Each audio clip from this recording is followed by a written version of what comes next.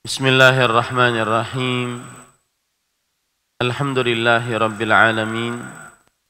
Wabihi nasta'inu ala umurid dunya waddin. Wassalatu wassalamu ala ashrafil anbiya'i wal mursalin. Nabiina Muhammadin wa ala alihi wa ashabihi ajma'in. Amma ba'd. Alhamdulillah, kita bersyukur pada Allah Subhanahu wa taala pada hari ini, hari Selasa 11 Ramadan 1446 Hijriah, bertepatan dengan 11 Maret 2025. Kita dimudahkan oleh Allah Subhanahu wa taala untuk duduk bersama dalam sebuah kajian insyaallah taala mulai hari ini di setiap jam 6 pagi sampai jam 6.30.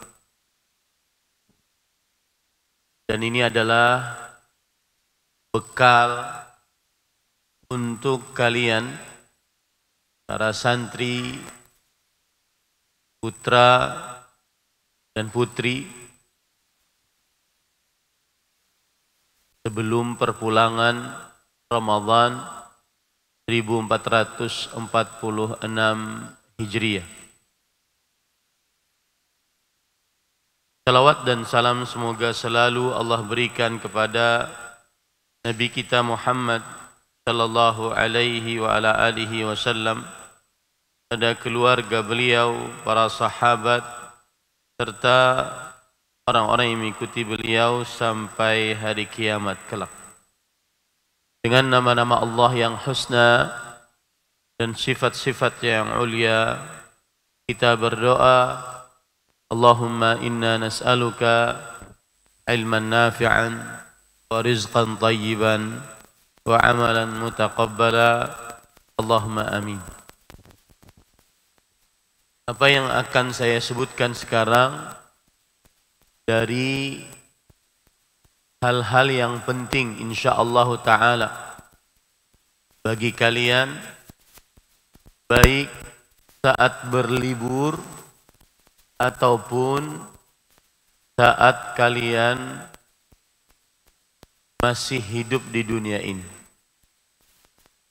Pada hari ini kita akan membahas tentang makruhat wa mubtilatus salah. Makruhat wa mubtilatus salah.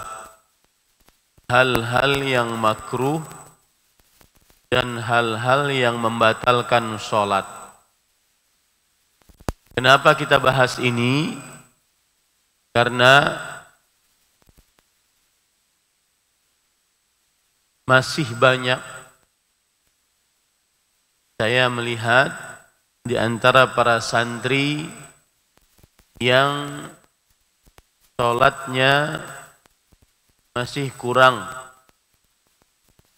baik masih kurang di dalam penegakan sunnah atau masih kurang di dalam kekhusyuannya. Masih banyak yang bergerak, masih banyak yang menoleh, masih banyak yang bahkan sampai kepada hal-hal yang mungkin bisa membatalkan sholat. Oleh sebab itu, dan sholat adalah amal ibadah yang merupakan penentu dari amal ibadah lainnya. Saya tidak ingin di kalian berlibur, maka santren intan ilmu putra dan putri dikenal sholatnya tidak sesuai dengan sunnah. Sholatnya tidak khusyuk, Oleh karenanya, pada kesempatan kali ini kita akan membahas tentang makruhatu wa mubtilatus salah. Hal yang dimakruhkan yang pertama adalah al-iltifat li ghairi hajah. Al-iltifat li ghairi hajah. Oleh baik ke kanan, ke kiri, tanpa ada hajat, keperluan. Dan hal ini berdasarkan hadis dari Aisyah radhiyallahu anha, bahwa beliau bercerita, sa'altu Rasulullah sallallahu alaihi wasallam 'anil iltifati fi shalah, faqala huwa ikhtilasun yakhtalisuhu syaitan min salati ahadikum. Artinya, aku pernah bertanya kepada Rasulullah sallallahu alaihi wasallam tentang menoleh di dalam salat, ke kanan, ke kiri, baik dengan kepala atau hanya dengan mata. Maka Rasul sallallahu alaihi wasallam menjawab, dia adalah ikhtilasun, yang artinya dia adalah pengurangan syaitan dari sholat salah seorang di antara kalian. Pengurangan, korupsi syaitan dari sholat seseorang di antara kalian. Dan al-iltifat naw'an. Al-iltifatu naw'an. An-naw'ul awal iltifatun hissi. Menoleh ada dua. Yang pertama, menoleh secara lahiriah. Kepalanya, pandangannya menoleh ke kanan atau ke kiri. Bahkan mungkin ke belakang. Yang kedua, iltifatun ma'nawi bil qalbi. Iltifatun ma'nawi bil qalbi. Yang kedua adalah qalbunya, pikirannya, perasaannya berpaling. Dia ketika sholat tidak merasakan bahwa dirinya sedang berhadapan dengan Allah Subhanahu wa ta'ala. Ini sangat mengurangi pahala sholat. Rasul sallallahu alaihi wasallam, ada seorang sahabat Utsman bin Abil As. Beliau berkata kepada Rasulullah sallallahu alaihi wasallam, "Ya Rasulullah, inna syaitana qad hala baini wa baina salati wa qiraati yulbisuha alayya." Lihat ini. Wahai Rasulullah, ini gara-gara qalbunya tidak menuju Allah, perasaannya tidak seperti sedang berhadapan dengan Allah. Wahai Rasulullah, sesungguhnya syaitan telah menghalangi antara aku dengan sholatku dan bacaanku. Bacaanku dia kacaukan terhadapku. Ini berarti salah satu tanda syaitan sedang mengacaukan seseorang di dalam sholat, terutama saat jadi imam. Imam lupa, imam tidak jelas bacaannya. Ini adalah gangguan syaitan. Maka kemudian Rasul sallallahu alaihi wasallam bersabda, "Dzaka syaitan yuqalu lahu khinzab.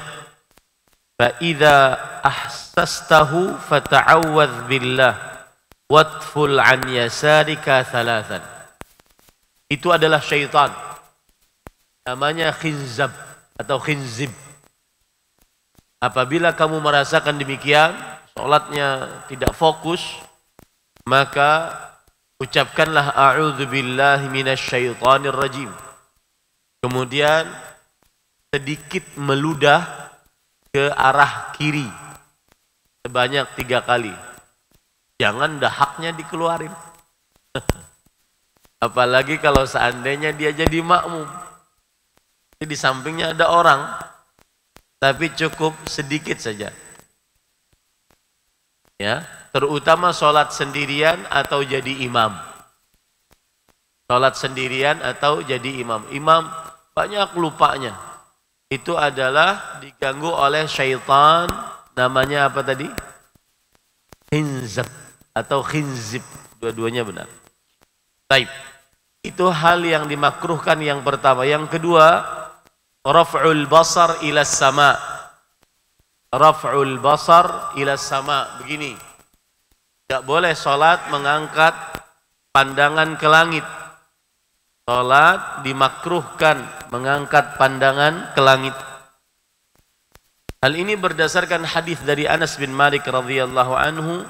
Rasulullah sallallahu alaihi wa ala alihi wasallam bersabda, "Ma balu aqwamin yarfa'una absarahum ila as-sama' fi salatihim." Mengapa ada orang-orang yang mengangkat pandangannya ke langit di dalam solat mereka? Bahkan Rasul sallallahu alaihi wasallam mengancam orang yang mengangkat pandangannya ke langit dengan ancaman berikut, la yantahiyanna an dzalik au la tukhtafanna absaruhum. Mereka harus berhenti melakukan itu, mengangkat pandangan ke langit. Tidak boleh ya, mengangkat pandangan ke langit, atau nanti pandangan-pandangan mereka akan dibutakan oleh Allah Subhanahu wa taala. Ini hadis riwayat Bukhari, dan ini hal yang dimakruhkan yang kedua saat sholat. Maka hati-hati para santri, jaga sholatmu. Nah, sholatmu adalah penentu amal ibadahmu. Sholatmu adalah penentu amal ibadahmu yang lain. Fa in saluhat saluha sairu amali. Kalau sholatnya baik, maka seluruh amalnya juga baik. Ya, kalau sholatnya baik, maka seluruh amalnya juga baik.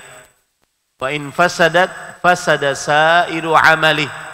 Kalau salatnya buruk, maka seluruh amalnya juga buruk. Saya masih melihat, apalagi mungkin hari-hari ini ketika ada Al-Ustadz Al-Fadhil Abu Afnan Aiman Al-Hafidh hafizahullah jadi imam, saya akan di belakang salatnya. Saya masih melihat banyak santri yang salat sambil membenarkan sarung, ya, seakan-akan dia enggak sholat. Banyak sekali pergerakannya. Ini tidak boleh, dan ini tidak diajarkan sesuai dengan sunnah. Nanti dikenal di tengah masyarakat, santri pesantren dan ilmu, sholatnya tidak becus. Kalau sholat benar-benar khusyuk. Yang ketiga, iftirasyudz dzira'aini fis sujud. Iftirash adz-dzira'aini fis sujud, yaitu menghamparkan. Dzira' ini dzira'. Dzira' itu dari mulai ini ya, siku sampai lengan. Menghamparkan lengan di atas lantai saat sujud. Menghamparkan lengan di atas lantai saat sujud. Ini perbuatan tercela di dalam sholat, sebagaimana dalam hadis riwayat Bukhari dan Muslim dari Anas bin Malik radhiyallahu an, Nabi Muhammad sallallahu alaihi wasallam bersabda, i'tadilu fis sujud wa la yabsut ahadukum dhira'aihi imbisatul kalbi.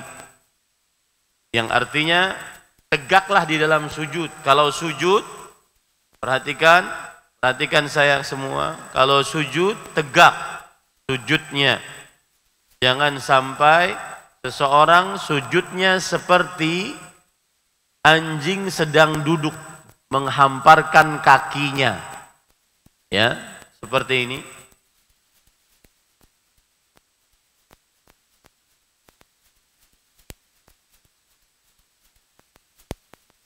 Seperti ini, tangannya tidak boleh di lantai. Ya. Ini namanya adalah sujud seperti duduknya anjing. Ini namanya sujud seperti duduknya anjing, dan itu tercela di dalam sholat. Karena itu menunjukkan bahwa sholatnya tidak tegak. Sujud yang tegak adalah meletakkan kedua telapak tangan, kemudian lengannya diangkat dari lantai dan direnggangkan dari bagian samping badan. Ya, jangan seperti ini, tapi seperti ini. Yang keempat, at-takhassur. At-takhassur, ta kha sad ra. At-takhassur. Ini juga tercela di dalam salat. Hal ini berdasarkan hadis Rasul sallallahu alaihi wasallam riwayat Bukhari dan Muslim. Naha Rasulullah sallallahu alaihi wasallam an yusalliya ar-rajulu mukhtasiran.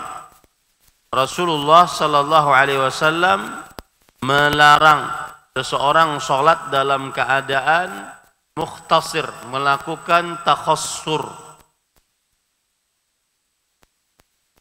Takhassur, para ikhwan yang dirahmati oleh Allah, seperti ini.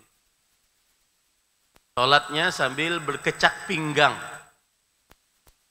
Sholatnya sambil berkecak pinggang.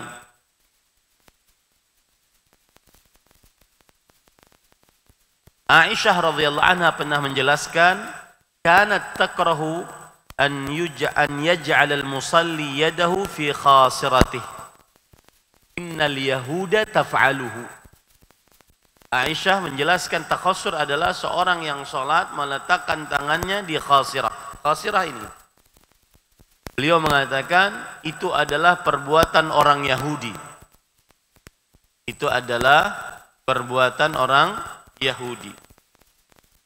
Kemudian yang kelima, an-nadharu ila ma yulhi wa yushghil. An-nadhar ila ma yulhi wa yushghil. Melihat sesuatu yang melalaikan dan menyibukkan pandangan dan menyibukkan pandangan qalbu. Melihat sesuatu yang melalaikan dan menyibukkan, melalaikan hati dan melalaikan mata. Makanya kalau para santri beli sajadah, sajadahnya jangan terlalu banyak gambar-gambarnya. Apalagi gambarnya masjid, berarti kita nginjek masjid. Ada lagi saya lihat sarung ada gambar masjid. Pas gambar masjidnya kalau dipakai pas di pantatnya, berarti pas dudukin masjid.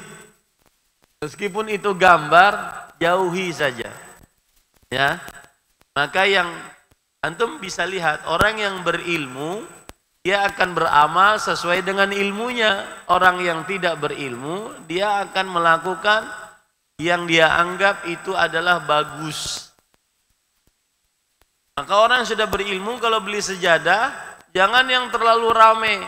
Lihat kita di sini tidak pernah ada yang rame-rame, yang polos, tidak mengganggu pandangan mata dan pandangan mata hati. Ya, paham tuh? Ya. Nanti kalau seandainya pulang ingin bawa sejadah ke masjid, cari yang polos, tidak mengganggu pandangan. Ini menunjukkan bahwa dia tahu ilmunya. Hal ini berdasarkan hadis yang diriwayatkan oleh Imam Bukhari bahwa Aisyah radhiyallahu anha bercerita, anna Nabiy sallallahu alaihi wasallam shalla fi khamisah laha a'lam. bahwa Nabi Muhammad sallallahu alaihi wasallam salat di depan kain yang ada coraknya. Kainnya tidak ada tulisan, cuma coraknya saja. Mungkin warnanya terlalu banyak. Karena arti khamisah adalah kisahun lahu a'dam.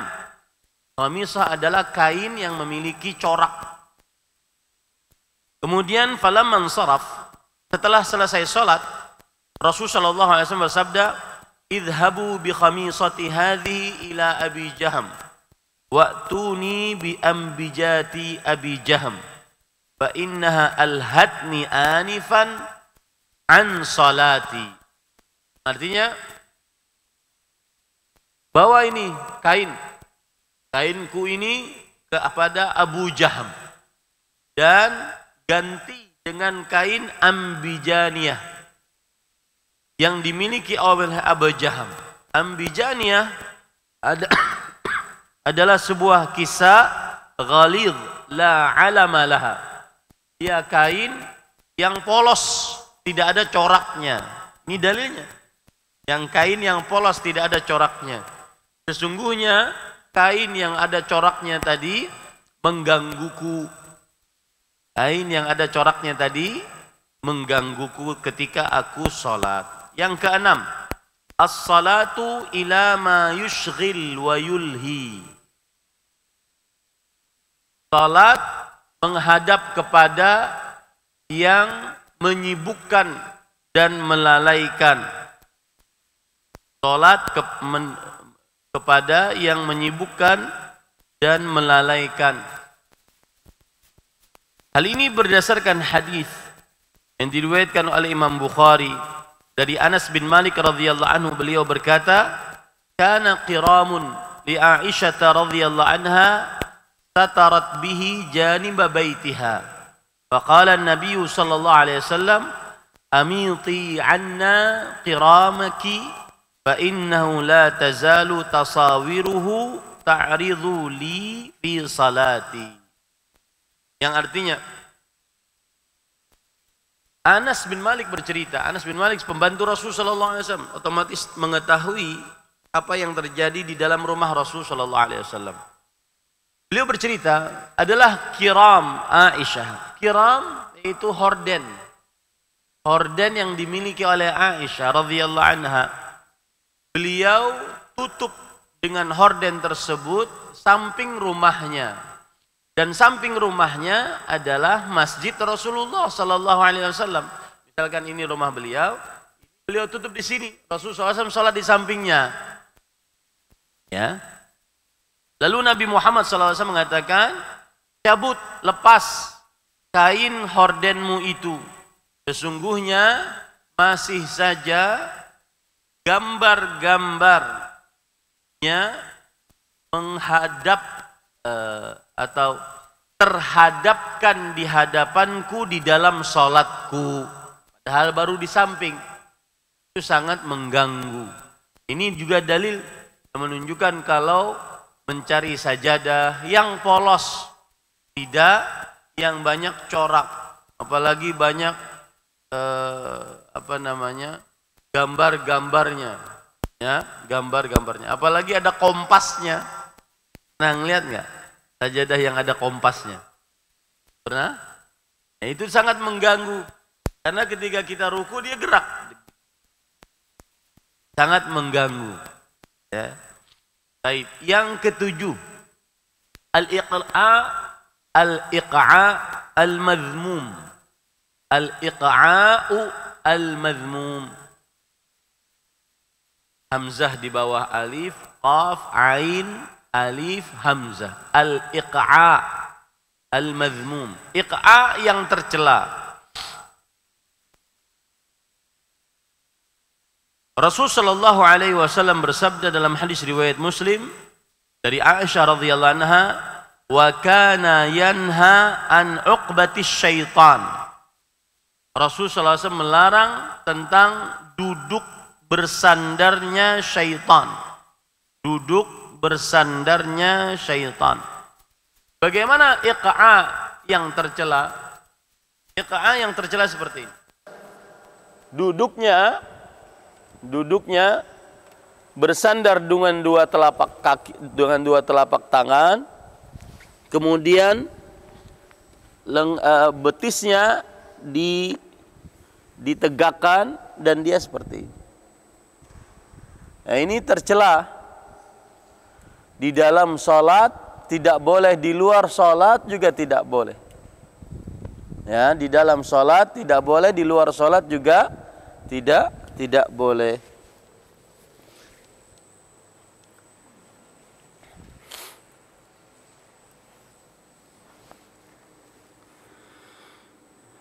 Baik. Para ikhwan yang dirahmati oleh Allah Subhanahu wa taala, kemudian yang kedelapan, nah ini yang saya tadi malam melihat, mengapa saya akhirnya memutuskan para santri harus diberikan arahan sebelum berpulang. Nanti kita dituduh bahwa santri-santrimu tidak diajari sholat dengan baik dan benar. Buktinya sholatnya masih bergerak-gerak. Bahkan saya lihat tadi malam sampai merapikan, jadi rukuknya tidak sempurna. Rukuknya sibuk dengan merapikan sarung. Ya, rukuknya tidak sempurna. Kenapa tidak sempurna? Karena berarti dia tidak menggenggam lututnya, dan itu tidak sah sholatnya. Nah, yang kedelapan,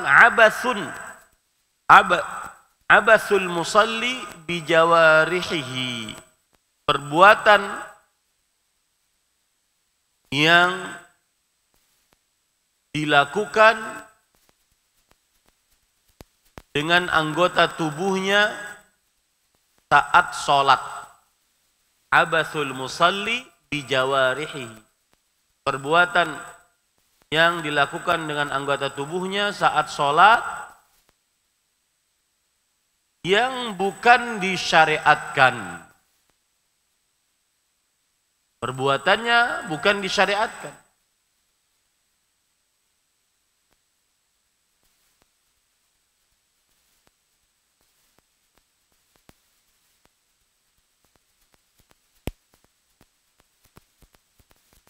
Ada hadis yang diriwayatkan oleh Imam Bukhari dan Muslim dari Mu'aqib radhiyallahu anhu, anna Nabiy sallallahu alaihi wasallam qala fi ar-rajuli yusawwi at-turaba haitsu yasjud.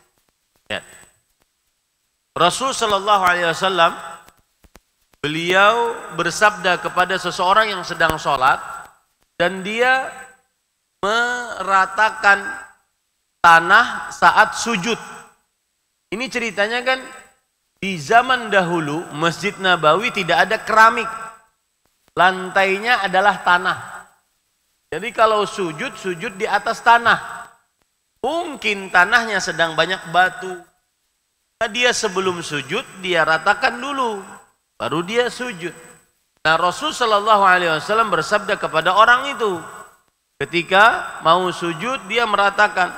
Rasul sallallahu alaihi wasallam bersabda, "In kunta fa'ilan fawahidah."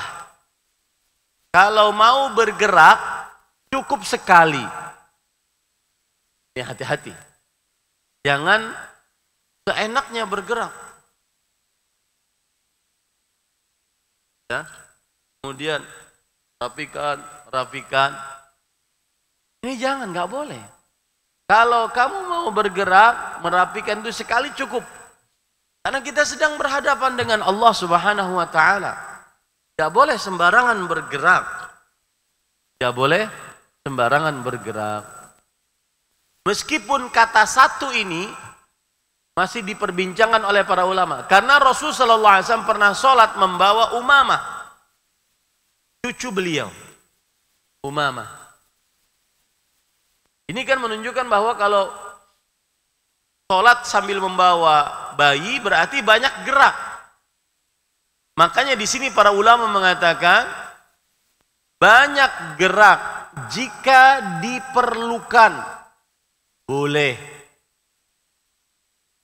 Tetapi harus benar-benar berhati-hati. Gatal misalkan,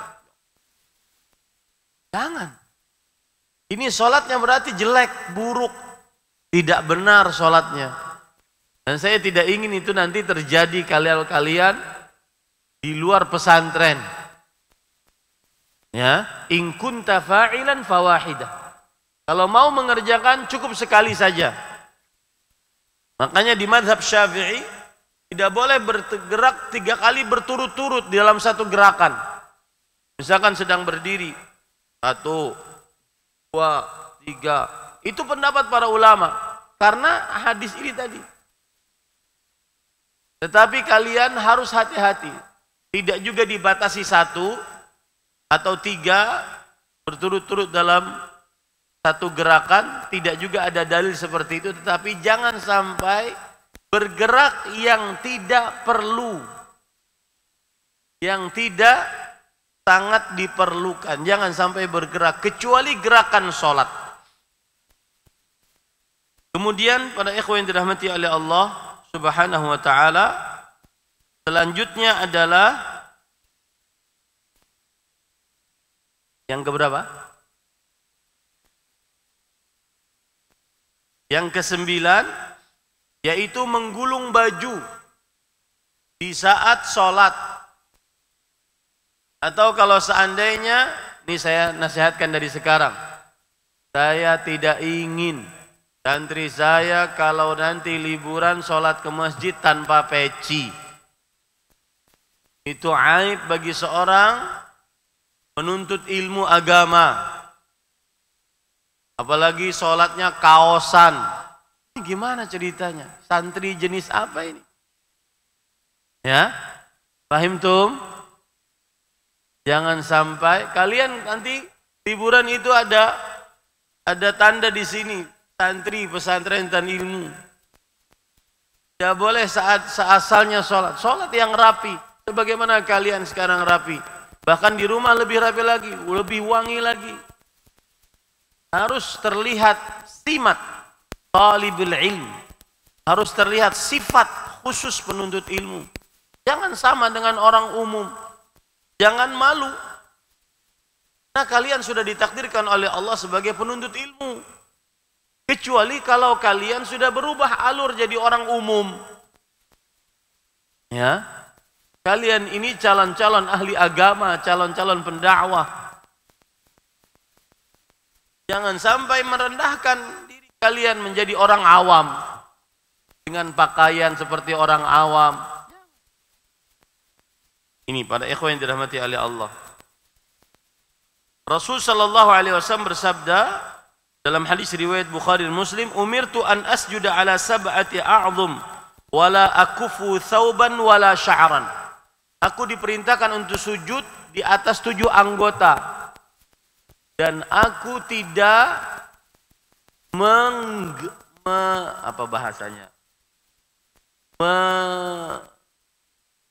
lipat pakaianku dan rambutku. Rambut itu maksudnya adalah apabila dia sholat tidak memakai peci, kemudian rambutnya agak panjang, maka ketika dia mau sujud dia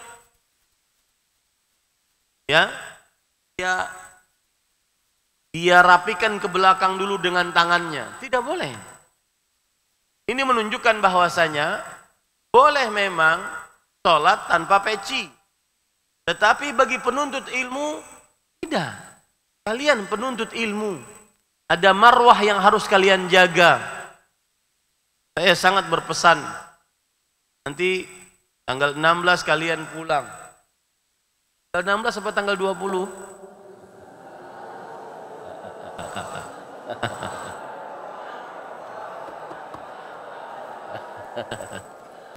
Apa Syawal?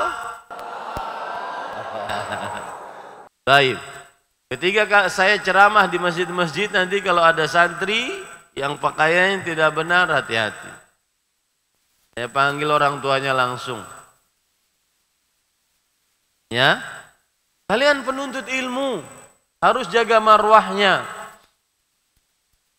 Pernah kalian sekarang melihat saya pakai celana? Kalian penuntut ilmu. Ya. Jaga itu marwah penuntut ilmu. Tidak seperti orang umum yang tidak menuntut ilmu. Nah, kemudian para ikhwan yang dirahmati oleh Allah Subhanahu wa taala, termasuk di dalamnya adalah, bentar saya carikan,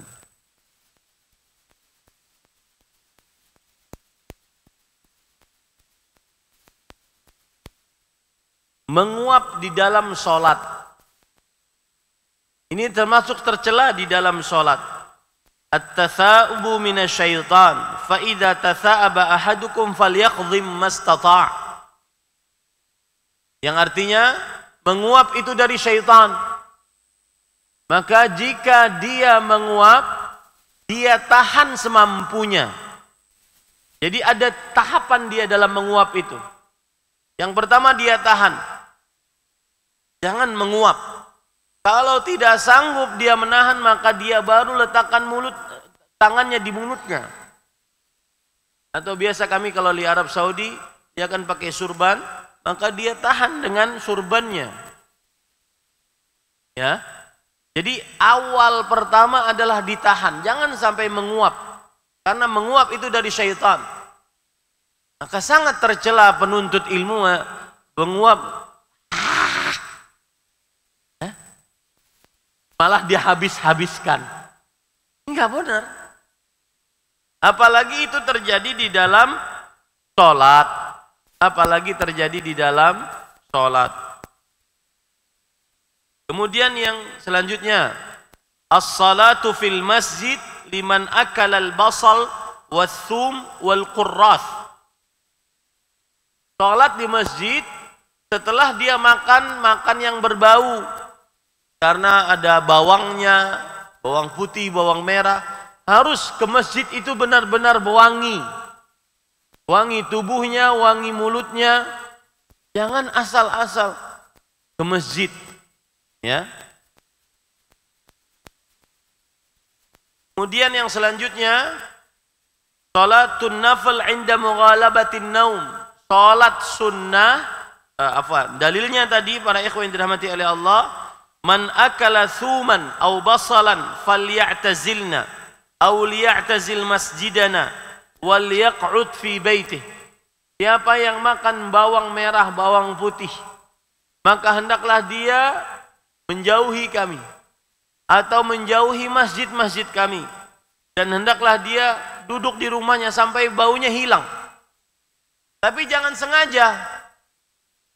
Kata mamanya, Almer, kenapa enggak ke masjid? Baru makan bawang mah. Jangan sengaja, tapi hilangkan baunya dan pergi ke masjid. Paham tuh? Nah, kemudian yang selanjutnya, sholat saat terlalu mengantuk. Sholat sunnah saat terlalu mengantuk, maka ini dijauhi.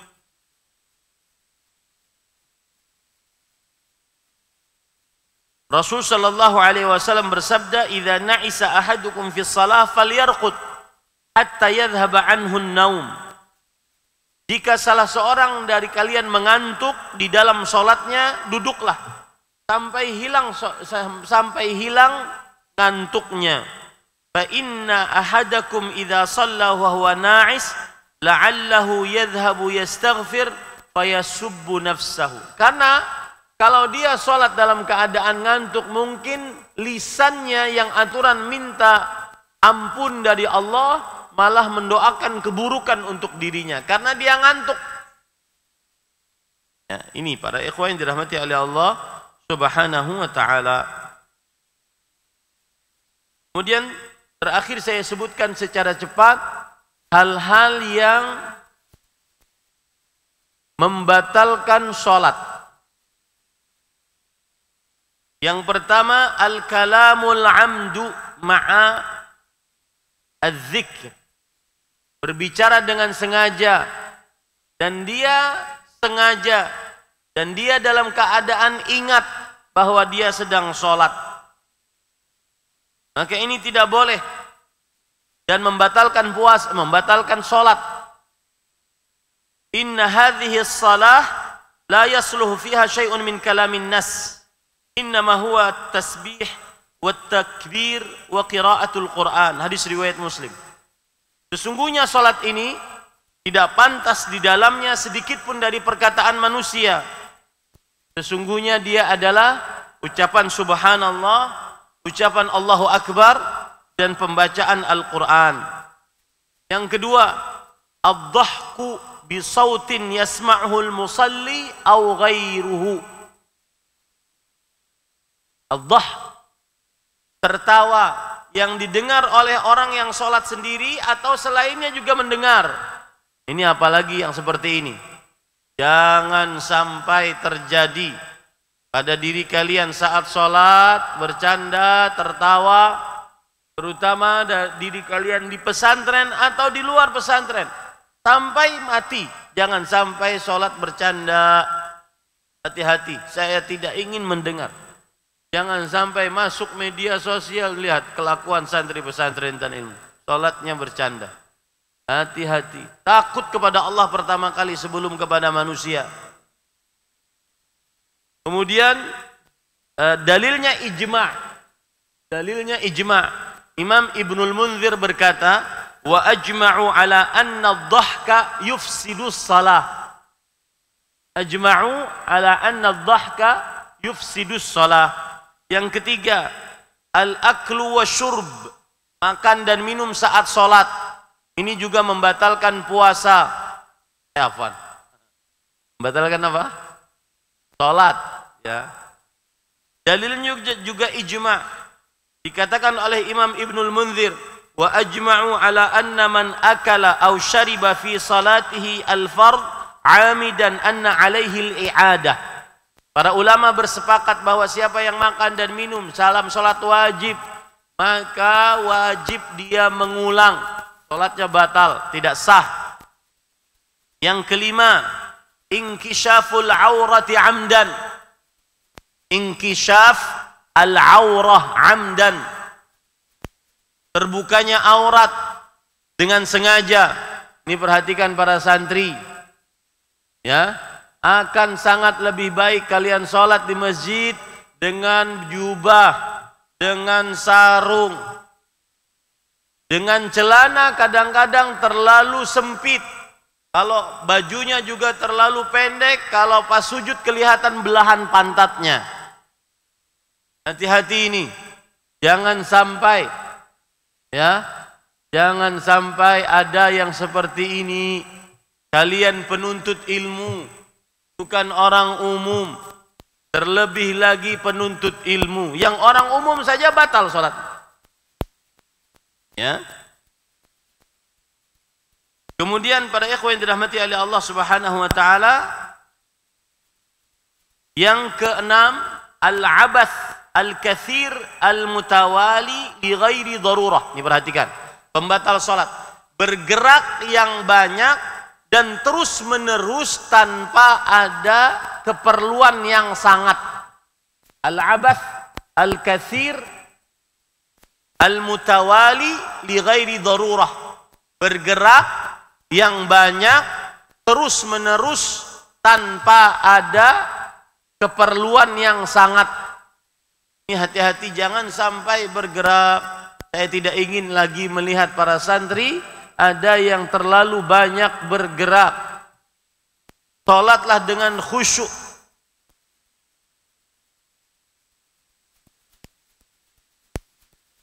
Kemudian yang terakhir, yang sebelum terakhir, al-inhiraf al-kathir an jihatil qiblah. Yang artinya terlalu banyak tidak menghadap ke arah kiblat. Misalkan ini arah kiblat kita ke barat, dia menghadapnya ke timur. Terlalu banyak melenceng dari arah kiblat. Al-inhiraf al-kathir an jihatil qiblah. Karena Allah Subhanahu wa taala berfirman tentang salat, hendaknya seseorang menghadap ke arah kiblat. Maka Jangan sampai melenceng dari arah kiblat. Yang terakhir, iqadut thaharah. Batal sholatnya kalau batal wudunya. Harus keluar, jangan malu. Harus keluar, jangan melanjutkan. Siapa yang melanjutkan sholat dengan sengaja dalam keadaan tidak berwudu, maka ini dosa besar. Dosa besar. Ini hal-hal yang bisa disampaikan. Insya Allah setiap pagi kalian bawa buku, ya, dan jadi mulai jam 6 tanpa harus di komando, sudah seperti ini. Sampai tadi saya janji sama Ustadz Abu Azzam sampai jam 6.30, tapi ini kelebihan 15 menit. Mudah-mudahan dimaafkan oleh beliau. Yang jelas sampai kalian berlibur, nanti kita akan melaksanakan kajian setiap pagi ini. Fahimtum? Fahimtum? Sallallahu Nabi Muhammad walhamdulillahi rabbil alamin. Wassalamualaikum warahmatullahi wabarakatuh.